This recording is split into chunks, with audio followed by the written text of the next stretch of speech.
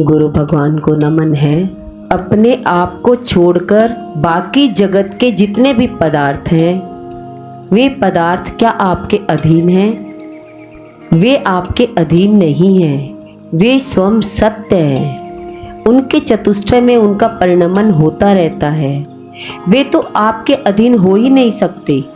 यदि कुछ आपकी इच्छा के अनुकूल हो भी गया तो वह काकतालीय न्याय है। जैसे कोई नारियल का ऊंचा पेड़ है, नारियल लगे हुए हैं, पथिक ग्रहण करना चाहता है, तोड़ने का साधन नहीं है।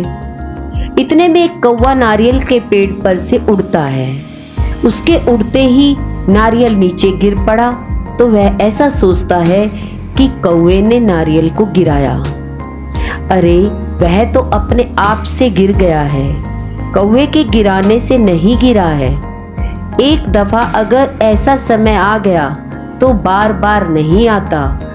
कोई कभी आपके माफी काम बन गया, आपके मित्रजन आपके अनुकूल हो गए, आपके परिवार के लोग आपके अनुकूल हो गए, ऐसी बात तो शायद ही कभी हो जाए, नहीं तो सर्वथा आपके अनुकूल कुछ नहीं होगा। देखो भाई, उस नारियल के गिर जाने से क्या कौवे की करतूत थी? नहीं, वह तो स्वयं से गिरा था। मगर लोग कहते हैं कि कौवे के चले जाने से गिरा। सो भाई, पर पदार्थ स्वयं परिणमते हैं। जितने भी पर पदार्थ हैं वे किसी दूसरे के अधीन नहीं, बल्कि स्वयं ही अपने अधीन है। बड़ों बड़ों के भी ऐसा नहीं हो पाता कि जैसे वो चाहे वैसा अन्यत्र परिणमन हो जाए।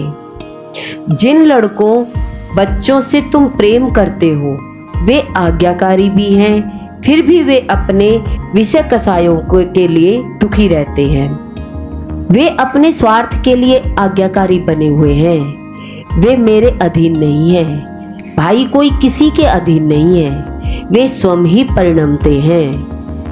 मेरे अधीन मेरा ज्ञान स्वरूप है।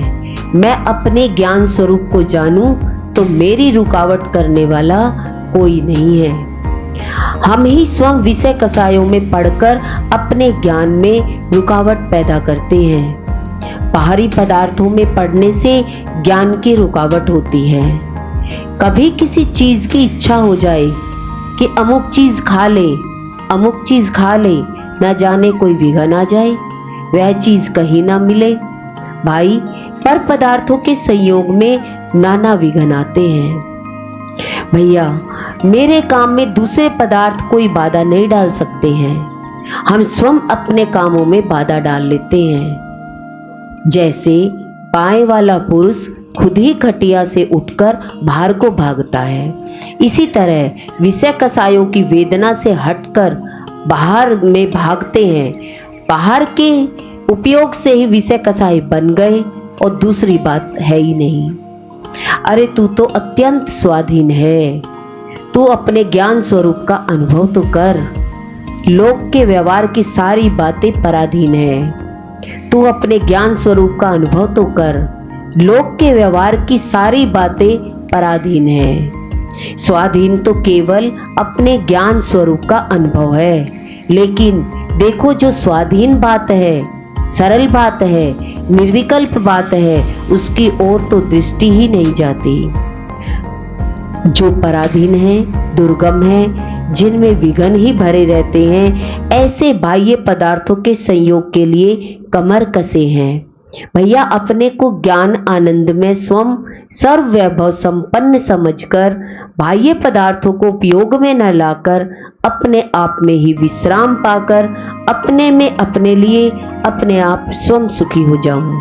गुरु भगवान के शुक्राने हैं।